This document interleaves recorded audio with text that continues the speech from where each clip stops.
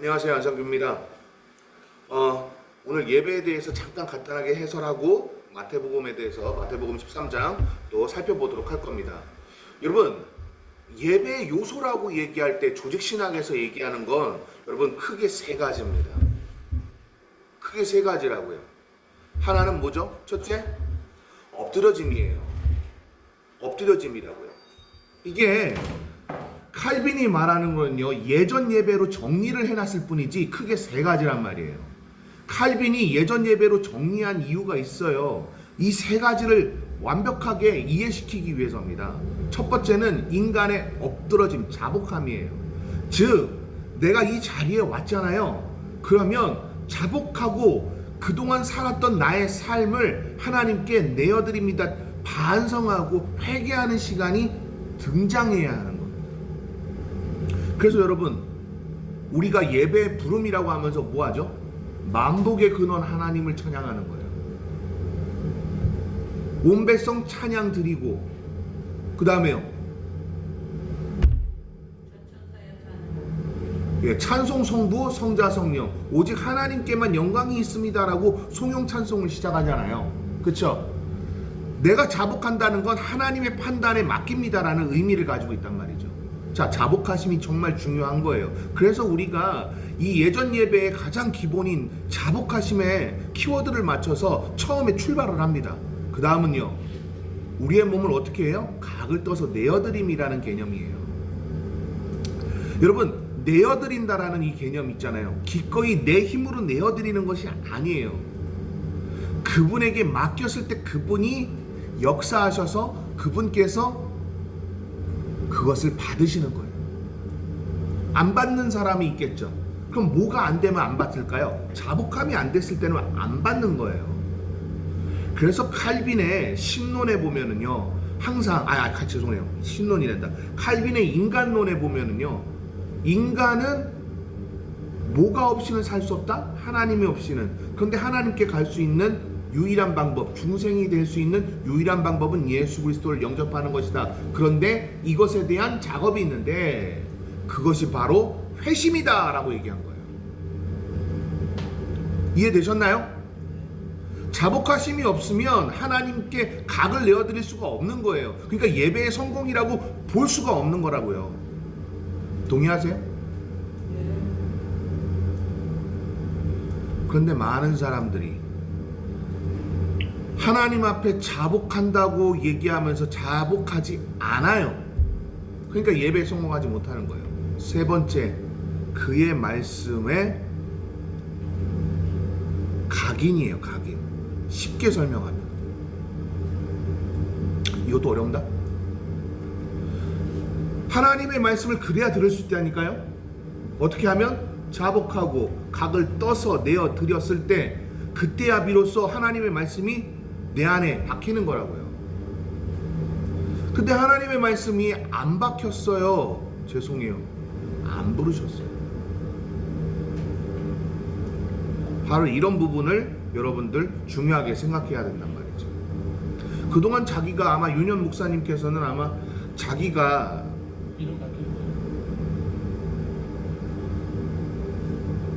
아무튼 자기가 개혁파 신학을 하고 있는 줄 착각했었던 거예요. 여러분, 진짜 교회는 개혁파 신학을 장착한 교회입니다. 제가 장착이라는 단어를 썼어요. 왜요? 이게 무기이기 때문입니다. 개혁파 신학을 장착하지 않으면 어떤 것과도 싸워서 이길 수가 없어요. 그러니까 교회라는 의미를 잃어버리게 됩니다. 동의하세요? 저보고 꼴통고수라고 얘기해도 괜찮아요. 이게 맞으니까요. 종교개혁 정신에 입각해서 우리가 이 부분을 바라봐야 한다는 거죠.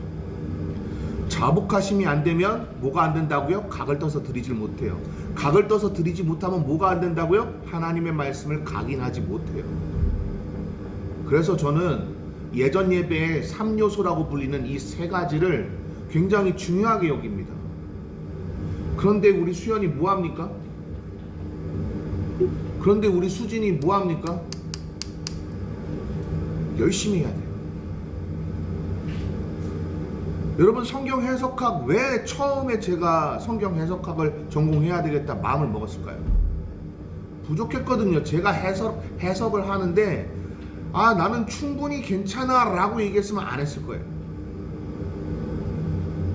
너무 부족했기 때문에 한 거예요.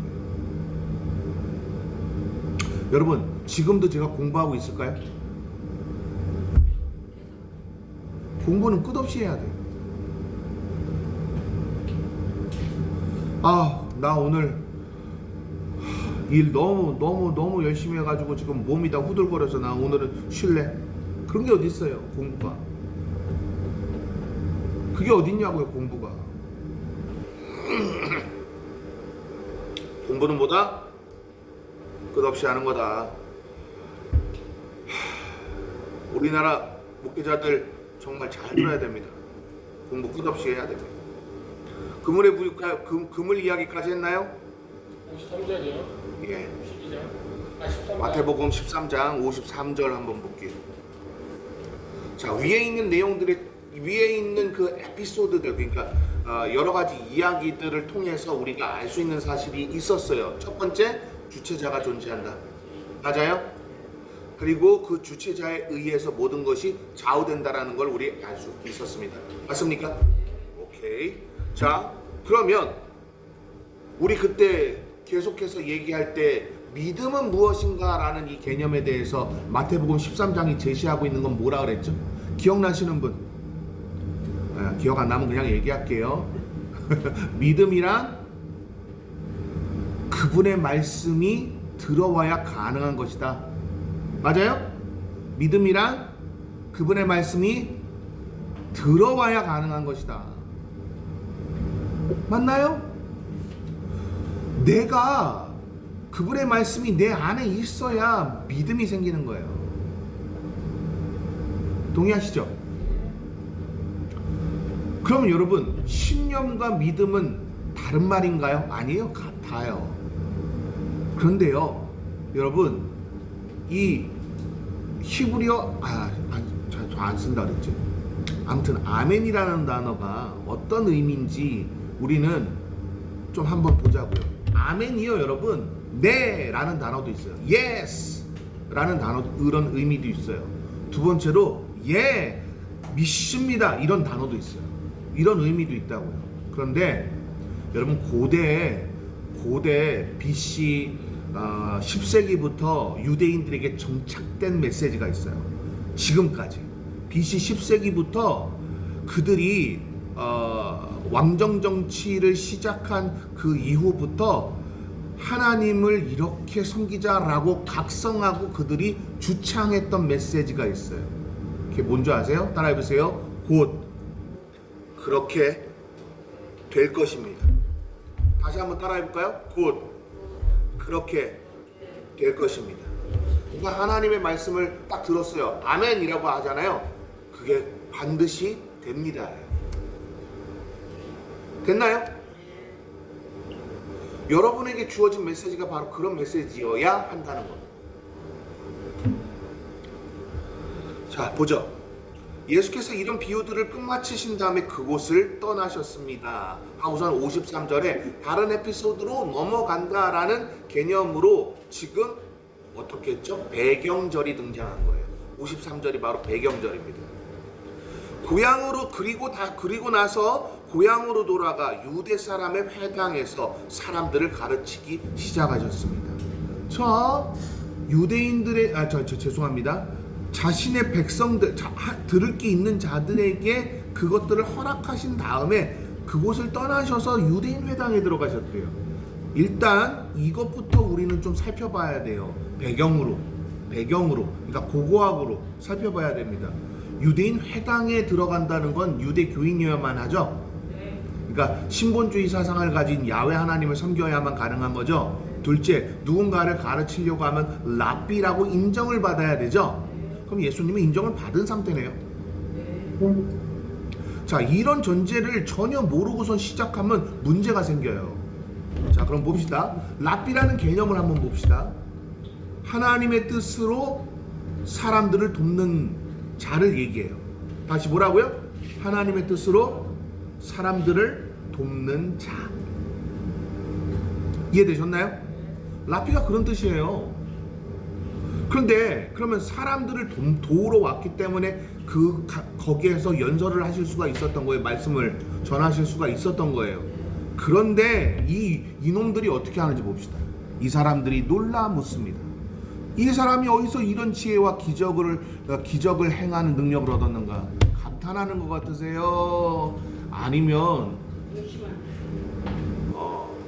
이 사람에 대해서 무시한 상태에서 어떻게 저 사람 아무것도 아닌데 왜 저렇게 훌륭한 말씀을 하지? 라고 하는 것 같으세요? 약간의 비아냥이에요. 이게 약간의 비아냥이라는 걸 알 수가 있단 말이에요. 그러면서 뭐라고 하는지 아세요? 이 사람은 한낱 목수의 아들 아니에요. 봐요. 요셉이 의인으로서 인정받았죠. 마리아가 의인으로서 인정받았죠. 여러분, 사람들이 많은 착각을 합니다. 무슨 얘기냐? 마리아라는 이름이 그때 당시에 왜 많았는지. 마리아가 무슨 뜻인지 아세요? 주가 내게 기쁨이 되어주시다 라는 의미로 그때 당시에 사용을 했었어요. 요세프가 뭐였죠? 찾아보세요, 제 목사님. 요세프, 그러니까 오트, 기적을 경험하다라는 그 단어로부터 출발한 단어예요. 그럼 요세프, 기적의 사람이라는 의미예요. 그러니까 하나님의 사람, 즉 무슨 뜻이냐면 요세프라는 이름을 가졌다. 만약에 요셉이라는 이름을 가졌다. 그럼 뭐가 되는 거예요? 신의 가호를 받은 자라는 뜻이 되는 거예요. 이해되셨어요? 그러니까 꿈의 사람 요셉이라고 만약에 우리가 얘기를 한다면 신의 가호를 꿈을 통해서 받은 자라는 의미가 된다고요.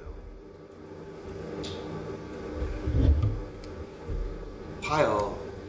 성경만 들이대고 나서 얘기하는 근본주의자들 얼마나 개혁파 신학을 깔아뭉갰는지 우리 이제 알 수 있잖아요. 개혁파 신학은 시대적 배경이 얼마나 중요하고 저자의 의도가 얼마나 중요한지를 확실하게 얘기해요. 여러분, 유기적 축자 완전, 그러니까 유기적 완전 축자 영감설이요. 우리는 그걸 믿어요. 이게 무슨 뜻이냐면 하나님께서 인간의 뭐까지 사용하셨다는 거예요. 인간의 감정, 인간의 학식, 인간의 지식, 인간의 지혜, 여러 가지 모든 것들, 그들의 성품, 그 모든 것들을 사용하셔서 이 글을 기록하게 하셨다고요. 즉 저자의 의도가 있다는 얘기예요. 맞아요? 그런데 기계 축자 영감설처럼 가르쳤다고요. 제가 놀랬던 건 그 신촌, 이건 이름 얘기 안 해도 되죠? 이름은 얘기 안 해도 돼요. 그냥 우리 신촌의 모 교회 안복실 목사님이 다니셨는지 안 다니셨는지 모르겠지만 아무튼 그 교회에 있던 한 그분의 메시지를 제가 봤는데 기계적 영감설인 거예요. 매우 위험하다. 매우 위험하다. 기계 영감설. 그럼 나는 자유의지가 없어요. 이게 무슨 얘기냐? 그냥 나는 그분이 하라는 대로 해서 난 한 거야. 이걸 뭐라 그러죠? 이걸 여러분 직통계시라고 해요. 하나님은 직통으로 계시하고 하는 것들은요, 세상에 앞으로 될 일과 안 될 일에 대한 것이지 개인적인 개념은 아니에요. 자, 이거 봅시다. 아무튼 요세프가 바로 그렇단 말이죠. 그러니까 목수의 아들 아닌가라고 이렇게 요세프를 비난했다면 왜 비난했을까요? 이들이 우리 유추해 볼 수 있어요. 그렇죠. 요세프는 에세네파 토비에센이었어요. 에세네파 사람이었기 때문에 다른 유대인들과 다른 삶을 살았어요. 어떻게 해요? 금욕했고요. 오직 하나님만 바라봤고요. 세상의 모든 미련과 모든 것들을 다 버렸고요. 그리고 하나님이 원하시는 장소에만 있었어요. 그게 어디였어요? 불우한 사람들을 도와줄 수 있는 베들레헴이었죠. 그렇죠? 그 사람이 유일하게 떨어진 시골, 즉 나사렛이었죠. 봐요. 요셉이 어쩜 그렇게 이사하는 곳마다, 그리고 그가 사역했었던 곳마다 전부 다 어때요? 그들의 잘못된 메시지가 전혀 침투하지 못하도록 어디에 있었나를 확인해 보시라고. 그러니 랍비들이, 그리고 거기에 있었던 세상의 탐욕에 쩌들어 있던 유대인들이 요셉을 얼마나 하찮게 여겼을까요? 이해되시죠? 이게 바로 그때 당시의 배경이에요. 요세프가 하찮게 여겨지니까 예수 그리스도도 그들이 하찮게 여겨요. 메시아인데. 또 보죠.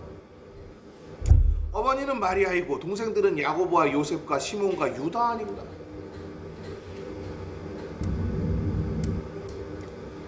예수 그리스도를 뭘로 지금 바라보고 있습니까? 하찮게. 우리 그러잖아요. 대한민국 교회에서 그런다며요. 돈 많은 장로님은 요 앞에 앉히고 돈 없는 어떤 집사님은 저쪽 뒤로 가라 그런다며. 난 얘기만 들었어요.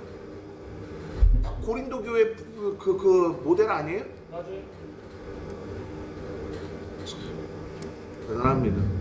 어떤 교회는 장로들 다 앞에 오세요 하고서는 장로들만 앞에 앉는 장로 지정석이 있어요. 그거 아세요? 네, 스포만 보기 위해서 그렇게. 그러니까요. 장로 지정석 왜 그런 줄 아세요? 왜 그럴까요? 난 몰랐어요. 헌금 바구니 걷는데요. 장로가 맨 마지막에 넣는 건 어떤 거 다 눈에 다 들어와. 어떤 장로가 얼마 냈고 어떤 장로가 얼마 냈고 막 그런 것들을 확인하는 자리더라고. 그리고 더 웃긴 건 여러분 보세요. 11조 김종희, 고영애 이런 식으로 이름을 부르는 거예요.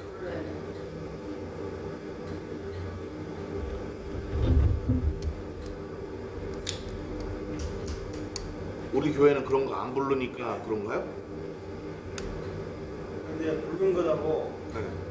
안 보면 우리가 교회에서 해봤거든. 네. 안 부르니까 현금이 확 줄었어. 부르니까 그건 참 미안해.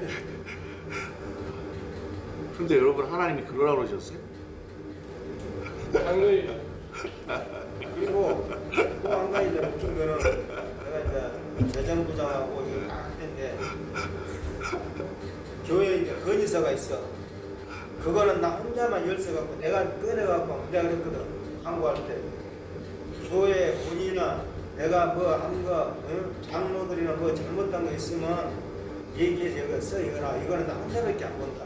그럼 내가 관리를 하니까 한 달 동안 하나도 없어. 그러니까요. 이거 목사한테 세례 된 거. 그렇죠. 그럼 나는 목사고 나는 정 반대파였으니까 나는 올바르게 세우려겠어. 근데 여러분 올바르게 세우려면 뭐가 필요해요? 따라해보세요. 하나님의 기준. 근데 하나님의 기준이 없는데 내가 아무리 올바르다고 해도 올바르게 지나요? 자, 우리 봤잖아요. 악인이라는 개념, 성경에서 말하는 악인이라는 개념 어떤 개념이었어요? 그분의 뜻을, 그분의 말씀을 듣지 않는 사람이에요. 못 듣는 사람들을 악인이라고 했다고요. 그죠? 자, 봅시다. 또 그 너희들도 모두 우리와 함께 있지 않은가? 그런데 이 사람은 도대체 이 모든 것을 어디에서 얻었는가? 그러니까 이 능력은 인정했다는 거예요. 그죠? 예수의 능력은 인정했다는 거죠? 그렇죠.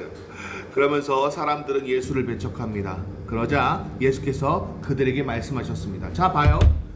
배경 다시 한번 이해하자 그랬어요. 회당에는 유대교인만 들어갈 수 있죠? 그리고 거기에서 말씀을 나눈다라는 건 랍비만 가능하죠? 랍비는 뭐라고요? 하나님의 뜻을 통해서 사람들을 돕는 자라 그랬죠? 자, 이 세 가지 다 갖춰져 있는데 왜 예수를 배척해요? 이제 이해되시죠? 뭐가 달랐기 때문일까요? 자기가 가지고 있는 아직 자기가 가지고 있는 사상, 자기가 가지고 있는, 제가 그냥 쉽게 좀 은어를 쓸까요? 똥배짱.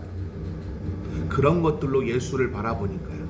내가 만든 예수 그리스도를 만들어 놓고 여기 안 맞으니까 배척하는 거예요. 여러분, 이게 아니라 그분이 이렇게 만들어 놓으셨어요. 그렇지 않나요? 보죠. 그래서 예수께서 그들에게 말씀하세요. 뭐라고? 그들에게 말씀하셨어요. 지금 여긴 제자들에게 말씀했다고 얘기하지 않고 그들에게 말씀했다고 나오죠? 네. 그 다음 같이 한번 읽어보세요. 시작. 예언자는 자기 고향과 자기 집에서는 배척을 당하는 겁니다. 아이, 크게 한번 읽어보세요. 왜? 중요하기 때문에 그래요. 같이 한번 읽어볼까요? 시작. 예언자는 자기 고향과 자기 집에서는 배척을 당하는 겁니다. 왜요? 인정을 안 해요. 인정을 안 해요. 뭐 때문에요? 고정관념이라고 하죠. 패러다임. 그래서 예수께서는 그곳에서 기적을 많이 베풀지 못했습니다. 못했습니다가 맞아요. 왜냐하면 사람들이 믿지 않았기 때문입니다. 말씀 정리하죠. 여러분, 지금 위의 메시지들과 13장 위의 메시지들과 지금 오늘 에피소드하고 차이가 뭐예요? 위에는 들을 게 있는 자들에게 하셨던 아주 귀중한 믿음에 관한 메시지였어요. 맞죠? 네. 근데 믿음이 없는 자들은 어떻게 했어요? 그 메시지를 받아들이나 못 받아들인다? 예, 마태는 그걸 이용한 거예요. 이 한 장을 통해서, 13장 한 장을 통해서 믿음을 받아들일 수 있는 자들은 들을 기가 있는 거예요. 그런데 들을 기가 없는 자들은 못 받아들인다. 그 못 받아들이는 이유가 뭐다? 내가 믿기 편한 방식으로 이렇게 만들어 놓은 거기에다 틀에다가 예수 그리스도를 딱 집어넣으려고 하니까 안 되는 거죠. 이 얘기라고요. 여기까지 다 이해되셨나요? 오케이. 질문 있으십니까?